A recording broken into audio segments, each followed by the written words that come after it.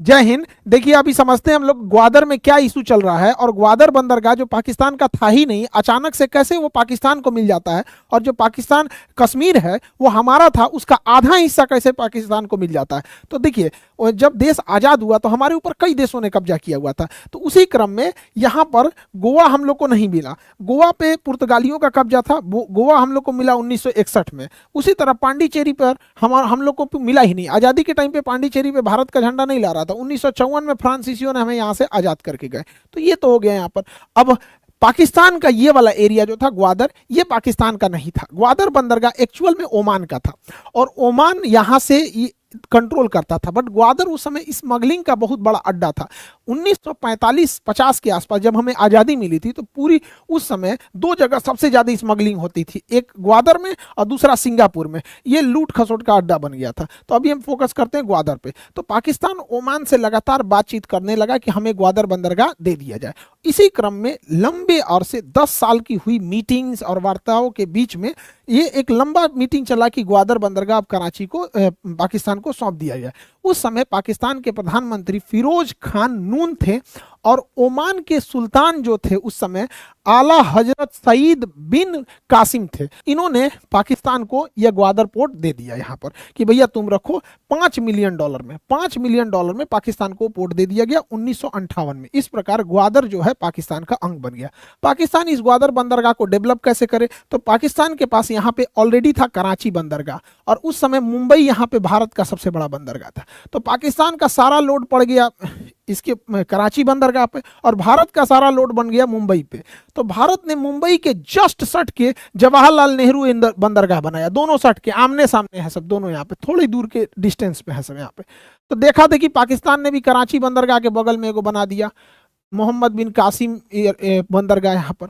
इसके बाद पाकिस्तान को लगा कि नहीं, हमें अब डेवलप करना चाहिए ग्वादर बंदरगाह को। तो ये ग्वादर बंदरगाह को डेवलप करने के लिए कराची सिंगापुर से समझौता किया, और सिंगापुर ने इस पे लीज लिया कि हम इसे डेवलप करेंगे। लेकिन सिंगापुर 3-4 साल तक कोई डेवलपमेंट यहाँ किया ही नहीं। तो सिंगापुर के ऊपर फाइन भी लगाया गया यहाँ पर, और फाइनली सिंगापुर से इस डील को कैंसिल करके चाइना को इस डील में बुलाया गया। चाइना ने देखा कि यहाँ पर भारत को घेरने का भी काम किया जा सकता है, इसलिए चाइना ने पाकिस्तान को कहा कि चाइना पाकिस्तान इकोनॉमिक कॉरिडोर बनाते हैं, कि हम यहाँ केवल बंदरगाह नहीं बनाएंगे बल्कि यहाँ से एक सड़क भी ले जाएंगे अपने देश में।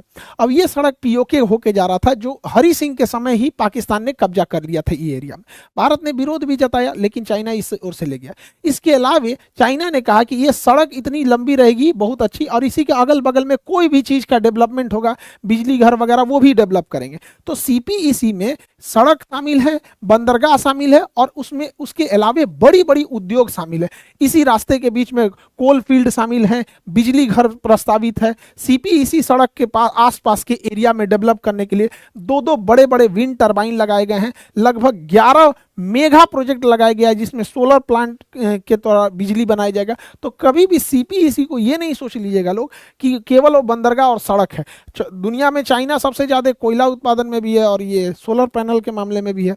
इसके अलावा चाइना इसी प्रोजेक्ट के तहत, सीपीईसी के तहत, पाकिस्तान में बहुत हैवी पैसा इन्वेस्टमेंट करके वहाँ बड़े बड़े बांध बना रहा है, जिससे कि पाकिस्तान को बिजली सप्लाई हो सके और बाढ़ पे भी नियंत्रण किया जा सके।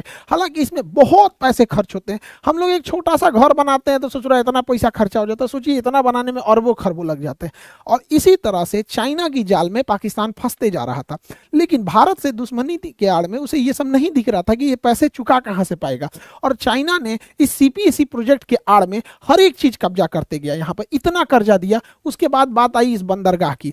तो पाकिस्तान के लोग इस बंदरगाह को ऐसा ना बताते हैं जैसे लगता है कि ना यहीं पर सीधे फरिश्ता उतरेंगे लोग, कि दुनिया का सबसे गहरा बंदरगाह, दुनिया का सबसे बड़ा बंदरगाह। चुप, झूठा कहीं का, दुनिया का सबसे बड़ा का बंदरगाह। देखिए ग्वादर बंदरगाह की गहराई कितनी है, तो भैया 14 मीटर। दुनिया का सबसे गहरा बंदरगाह 14 मीटर। भाई एम्स्टर्डम बंदरगाह जाओ, 80-80 मीटर गहरा है, 14 मीटर जाएंगे। अडानी का बंदरगाह, मुंद्रा बंदरगाह, अदानी का मुंद्रा बंदरगाह, इनसे ज्यादा गहरा है, 16 मीटर है। दुनिया का सबसे बड़ा बकलोले है सब, पूरा कर ऐसा दुनिया का सबसे बड़ा हमारा बंदरगाह बनेगा ग्वादर बंदरगाह। 3 गो बर्थ है, 3 गो प्लेटफॉर्म। जैसे रेलवे जहां लगती है प्लेटफॉर्म बोला जाता है, ट्रेन लगती है, तो पानी वाली जहाज रहती है बर्थ। ये ससुरा कहीं का 3 गो प्लेटफॉर्म बना कहेगा दुनिया का सबसे बड़ा है। 3 गो बर्थ है यहाँ पर, 3 जगह जहाज लगती है, 3 गो बर्थ है। जबकि अडानी जैसा एक कंपनी है, उसका मुंद्रा बंदरगाह पे 30 गो बर्थ है। तो अडानी कभी चिल्लाइबे नहीं करता है कि हमारा सबसे बड़का, ये बिना मतलब खुश हो जाते हैं। अभी 1947 में जी रहा है सब पाकिस्तान वाला। सिंगापुर में 250 बर्थ है, 250 जहाजें एक साथ लगती हैं पानी वाली, फिर भी वो दुनिया का सबसे बड़ा नहीं अपने आप को हल्ला करता है। बकलोल है ससुराल, सब कुछ हल्ला कर देता है। लेकिन हाँ, ग्वादर बंदरगाह की एक ही चीज अच्छाई है कि वह स्ट्रेटेजिक रूप से बहुत महत्वपूर्ण जगह पे उसका लोकेशन है। इसलिए भारत इसे काउंटर करने के लिए इससे 170 किलोमीटर की दूरी पर चाबहार बंदरगाह डेवलप कर रहा है। और यहाँ से जाहेदान तक रेलवे लाइन से हम लोग कंधार काबुल तक भले पहुंच सकते हैं, इसी के पैरेलल जा सकते हैं। हालांकि वहाँ पे भी देख रहे हैं तो अफगानिस्तान में तालिबान आ गया तो प्रोसेस थोड़ा डिले हो गया। तो ये हो गया आपका ग्वादर बंदरगाह। यहाँ पर पाकिस्तान इस सीपीईसी प्रोजेक्ट में, जिसमें ये बंदरगाह भी शामिल था, ये सड़कें भी शामिल थी, इसके अलावे बिजली घर, पन बिजली परियोजना, thermal power plant, solar power plant, industrial area, multinational cities कई जो बनाया गया था, उसके लिए पाकिस्तान ने चाइना से कर्जा लिया। 5 लाख करोड़ रुपया कर्जा लिया। इससे तूने ऐसा ना कर्जा लिया सर कि जीरो लिखते लिखते गायब हो जाएगा। और चाइना को ये बात पता था कि इन लोग से कहियो 5 लाख रुपया कर्जा नहीं दिया पाएगा तो ये बंदरगाह हथिया लेगा। जैसे श्रीलंका नहीं दे पाया तो चाइना ने कहा ठीक है मत दो श्रीलंका, हमारा तुम्हारा ये हम्बन टोटा बंदरगाह हम 99 साल के लिए ले लेते हैं। वैसे ही इन लोगों से भी नहीं दिया पाएगा पैसा कहियो तो इन लोग से भी कहेगा ठीक है हम तुम्हारा ये ग्वादर बंदरगाह ले लेते हैं, भूत उतर जाएगा इन लोग का। 5 लाख करोड़ कर्जा लिया है। अच्छा, इसके पास विदेशी मुद्रा कितना है, इसके पास पैसा कितना है? पाकिस्तान के पास 40,000 करोड़। पाकिस्तान के पास है कितना? 40,000 करोड़। कर्जा ले ले 5 लाख करोड़ का, केवल सीपीईसी के लिए कर्जा लिया है 5 लाख करोड़ का। अभी दुनिया से अलग लिया है ये 40,000 करोड़। बिहार राज्य का शिक्षा बजट है 40,000 करोड़। हमारे बिहार में, भारत में नहीं, केवल बिहार में मास्टर लोग की सैलरी, मिड डे मील, सरकारी योजनाओं में जो शिक्षा बजट है वो 40,000 करोड़ है। अभी पाकिस्तान वाला कैसे, तुमसे बस का नहीं है, चलो होली खेल लो, चलो तो होली खिला दी यहाँ पे, हैप्पी होली, जाओ आगे बढ़ते हैं यहाँ पे। अब समझिए ध्यान से, चाइना इस, अब यहाँ एक और चीज समझिए यहाँ पे, ये इसके पास तो अब पैसा नहीं है, होली होली खत्म, होली खत्म, चलो रंग छोड़ा दी यहाँ पे, अभी तुमसे बात करना है। ये गया वर्ल्ड बैंक से पैसा मांगने, तो वर्ल्ड बैंक कहा हम लोग जिंदा आदमी को पैसा देते हैं, मतलब जिसको डेवलपमेंट करना है, सड़कें बनानी है, पुल बना, भिखमंगों को पैसा नहीं देते, भिखमंगों को पैसा देता आईएमएफ। तो आईएमएफ जो होता है एकदम लास्ट लाइन ऑफ क्रेडिट है। तो आईएमएफ ने पैसा दिया तो इसको एक शर्त रख दिया कि जो हम पैसा देंगे वो पैसा सीपीईसी के प्रोजेक्ट के तहत ना बंदरगाह, सड़क, किसी चीज पे खर्च नहीं होगा, बल्कि तुम अपने पेमेंट वगैरह देने में करोगे। और चाइना ने कहा कि अब हम तुमको पैसा नहीं देंगे। तो सीपीईसी प्रोजेक्ट बीच में ही अटक चुका है पाकिस्तान का यहाँ पर। अब पाकिस्तान, ये सीपीईसी सड़क की 2 सबसे बड़ी चैलेंजिंग क्या है कि पाकिस्तान के 2 सबसे बड़े आतंकवादी संगठन, एक टीटीपी, तहरीके तालिबान पाकिस्तान, इसका कहना है कि जिस तरह से अफगानिस्तान पे कब्जा तालिबान ने कर दिया, पाकिस्तान पे कब्जा टीटीपी करेगा। टीटीपी यहाँ पर जिसको मन करता है मार देता है। यहाँ पर अभी कुछ दिन पहले मारा, यहाँ पर जो भी चाइना के वर्कर होते हैं वो तो ऐसे ही पहचान में आ जाते हैं, सोच खड़े सुतल रहता है, आधा आंखिए खुलता है, उनको मार देते हैं। तो यहाँ कोई चाइनीज वर्कर काम करने वाला नहीं चाहता ही नहीं।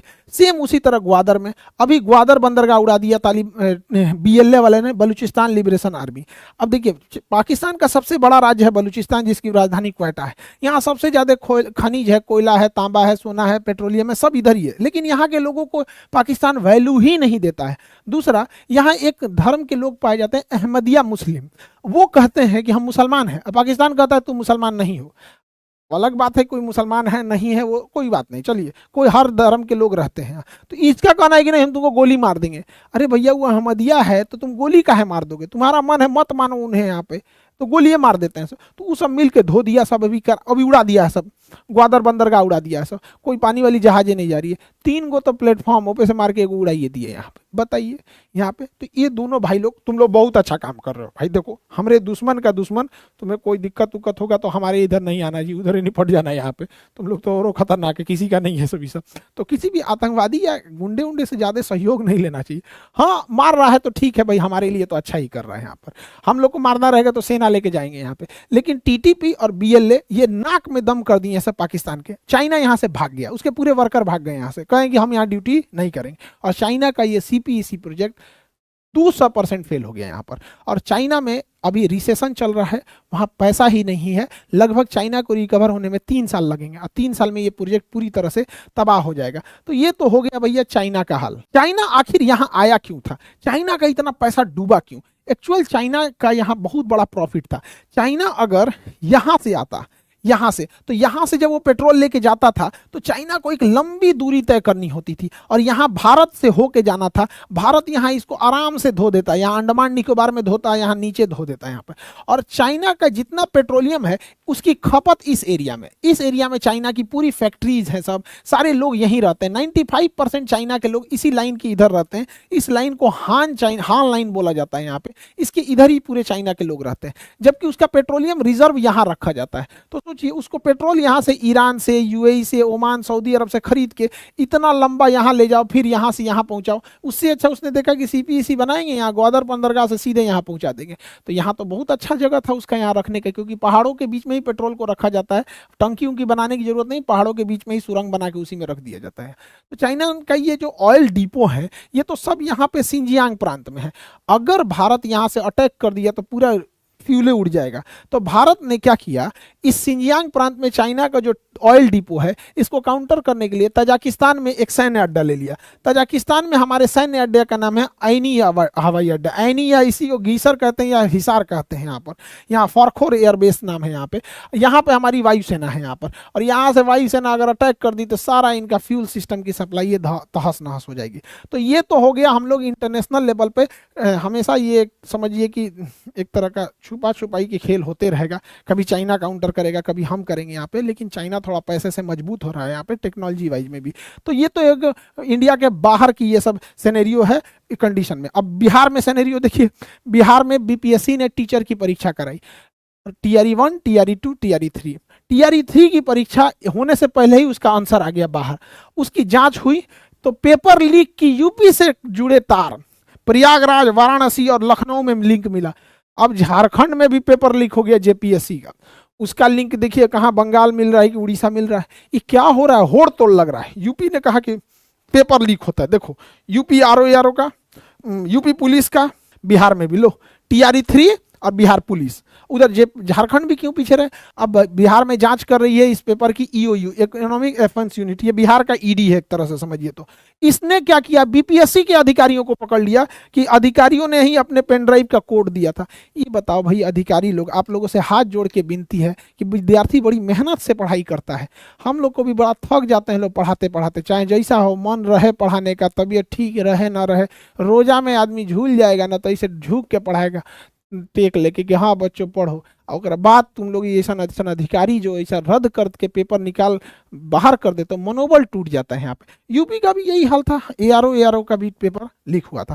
खैर अभी तो यूपी PCS का जो एग्जाम था उसको तो जुलाई में पोस्टपोन कर दिया गया, चुनाव के मद्देनजर इतना ज़्यादा बीच में था। UPSC को भी पोस्टपोन किया गया, जून में लेके गए लोग यहाँ पर।